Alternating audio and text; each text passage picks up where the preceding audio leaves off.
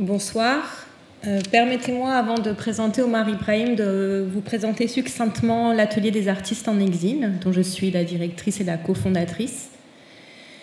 Donc, l'Atelier des artistes en exil est né en 2017, après le constat fait que, comme ça a été dit à propos des chercheurs essentiellement, qu'un certain nombre d'artistes en exil se trouvaient sur le territoire français.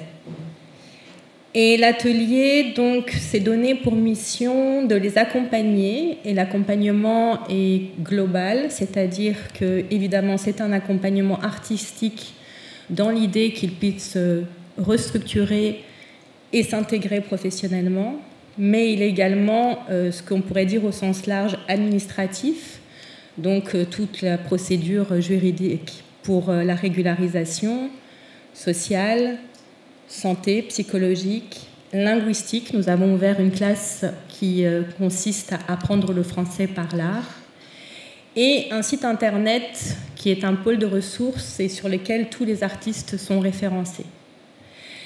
De même, nous sommes nous-mêmes force d'emploi, puisque nous programmons un certain nombre d'événements à la demande en relation avec le réseau professionnel, l'institution, mais aussi la société civile.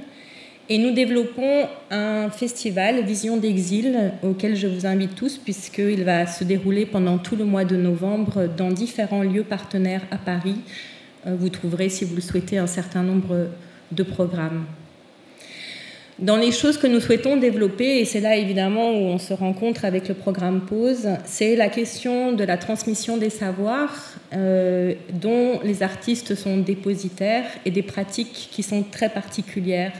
Et comme on l'a dit, qui sont souvent le seul moment en exil où il est possible de perpétuer une certaine culture, notamment quand les cultures sont extrêmement menacées, voire empêchées. Je pense notamment aux Sahraouis, aux Ouïghours, aux Palestiniens, etc.